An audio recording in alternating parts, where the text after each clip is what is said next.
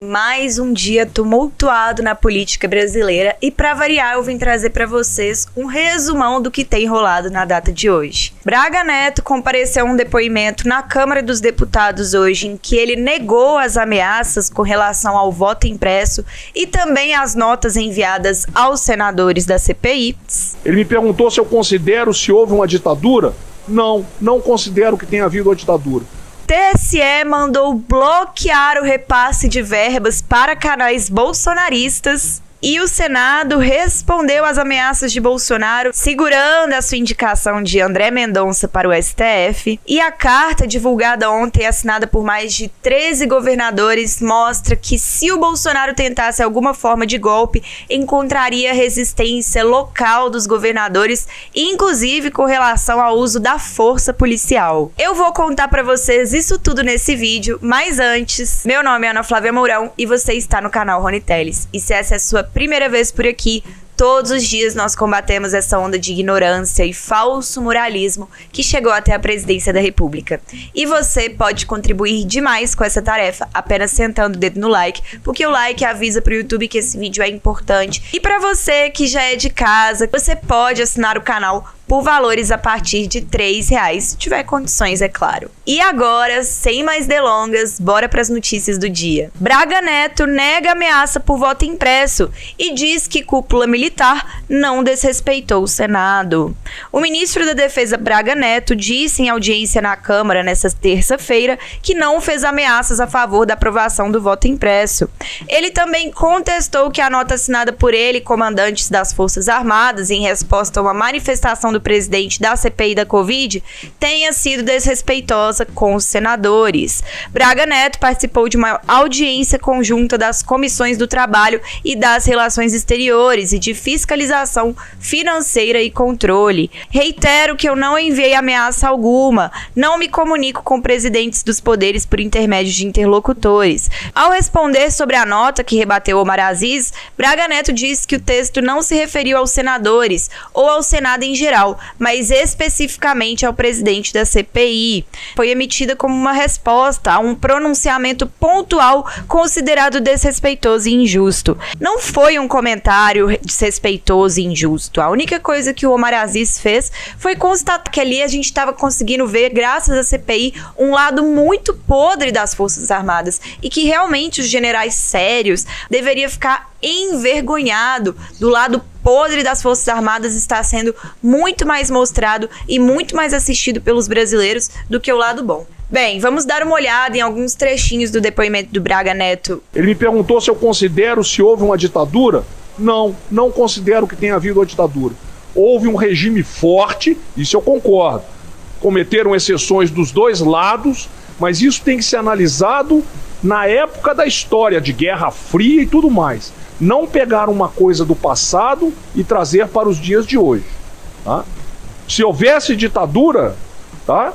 Talvez muitas pessoas não estariam aqui. Execuções, ditadura, como foi dito por um deputado aqui, são em outros países que já foram mencionados e eu me permito o direito de não repetir.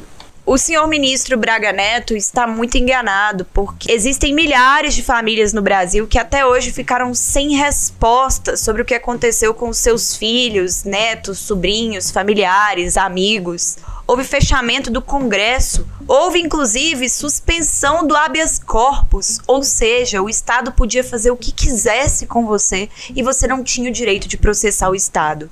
Isso tudo se chama ditadura militar, Braga Neto. O que aconteceu no Brasil não foi um regime forte. E sabe o que é que te permite falar esse tipo de coisa? O fato de que, ao contrário dos outros países da América Latina, aqui no Brasil nunca aconteceu o julgamento e a condenação dos militares pelos crimes que eles cometeram durante esse período. Bem, agora bora continuar e falar de um outro bolsominion que também tá causando e que a gente sabe que se depender dele, o Bolsonaro continua naquela cadeira até o último dia que ele tem direito na presidência. Cobrado pelo STF, Aras diz que não pode tudo e prega equilíbrio. Pressionado pelo Supremo Tribunal Federal por não ter atendido aos pedidos feitos recentemente por 3 ministros para que se manifestasse sobre inquéritos que envolvem o presidente Jair Bolsonaro, O Procurador-Geral da República, Augusto Aras, Bolsominion Mor, se defendeu das cobranças da Suprema Corte e das críticas de que estaria sendo conivente com a atuação do chefe do Executivo. Em um artigo publicado nesta terça-feira no jornal Folha de São Paulo, Aras pontuou que o Procurador-Geral da República, mesmo acumulando competências e responsabilidades, não pode tudo. A única coisa que é a sua função e que você não pode fazer é investigar o presidente, porque tem rabo preso, né? Senão já estaria investigando, porque é o único que tem capacidade de fazer isso. Segundo ele, cabe ao PGR ficar adstrito ao discurso jurídico, inerente ao sistema de justiça, que submete as duas magistraturas ao império da lei, à norma e ao Estado de Direito, de segurança jurídica e de verdade e de memória. Só blá blá blá, né? Ele observou que a intensidade dos últimos anos legou um ambiente institucional tensionado, onde os limites vêm sendo testados continuamente e parte da sociedade tem demandado ações enérgicas e muitas vezes desconhecendo os limites e raios de ação de cada um dos atores. Você está falando do presidente, né? Só pode. Quando o PGR sai do discurso jurídico e passa à retórica política, segundo ele, igualando-se aos representantes eleitos, criminaliza-se a política, usando a norma para submeter contrários, caçando mandatários, obstando o desenvolvimento sustentável, econômico, ambiental e social, e inclusive com a paralisação de obras. Só blá blá blá, gente. Aras ainda comentou que o dever do Ministério Público Federal deve ser o de promover justiça com independência funcional e impessoalidade. Pois é, Aras, aplica isso então, com independência funcional e impessoalidade, que são duas coisas que você não está tendo. De regra, não é dada ao PGR compartilhar da retórica política, ainda que a crítica seja ácida, consistente no diálogo em busca de consenso social, típica dos poderes legislativo e executivo.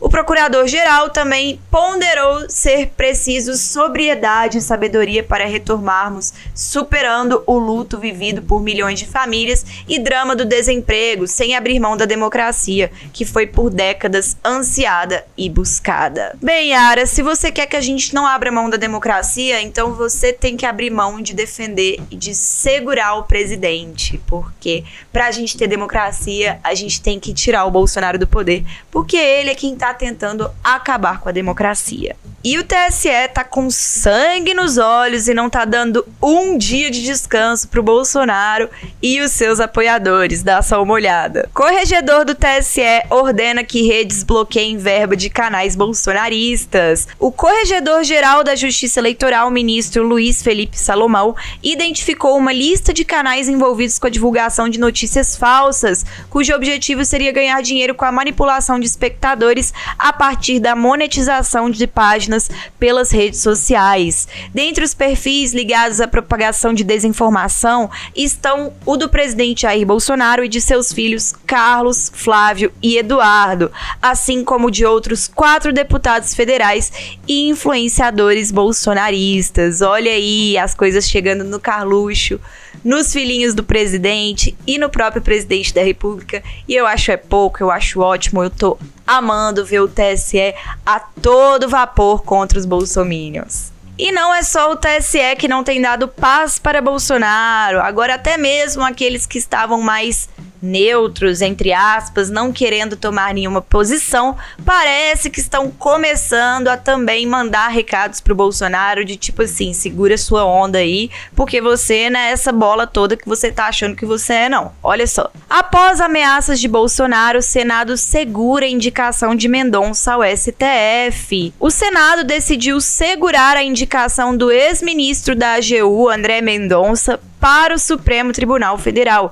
diante das ameaças do presidente Jair Bolsonaro à corte. O presidente do Senado, Rodrigo Pacheco, havia planejado dar início à tramitação do nome de Mendonça ainda esse mês, mas adiou a decisão. Bolsonaro elevou a temperatura da crise entre os poderes no fim de semana, quando anunciou que pedirá ao Senado o impeachment dos ministros do Supremo, Luiz Roberto Barroso, também presidente do TSE, e Alexandre de Moraes. Alega, para tanto, que os dois 2 magistrados extrapolam os limites da Constituição. Mas a gente já sabe que isso não vai acontecer. E pelo visto, agora o Pacheco tá começando a querer responder à altura de Bolsonaro e mostrar pra ele que ele não é o dono da bola toda. E por último, a resistência que ele vai ter não vai ser só a nível federal, das instituições federais, mas as instituições estaduais também estão mostrando que estão contra Bolsonaro e que farão o que for preciso para defender a nossa democracia. Carta indica que estados estão prontos para usar policiais contra ataques ao STF.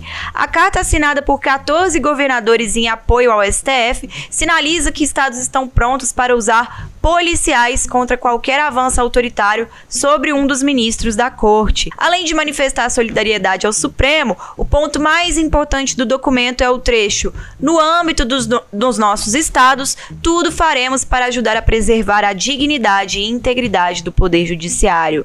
Nessas sentenças, o recado é para o próprio Supremo. Avanços autoritários e antidemocráticos contra os ministros contarão com a resistência das forças dos estados, afirmou um governador. Em rede social, o governador do Maranhão, Flávio Dino, reforçou a mensagem antes implícita.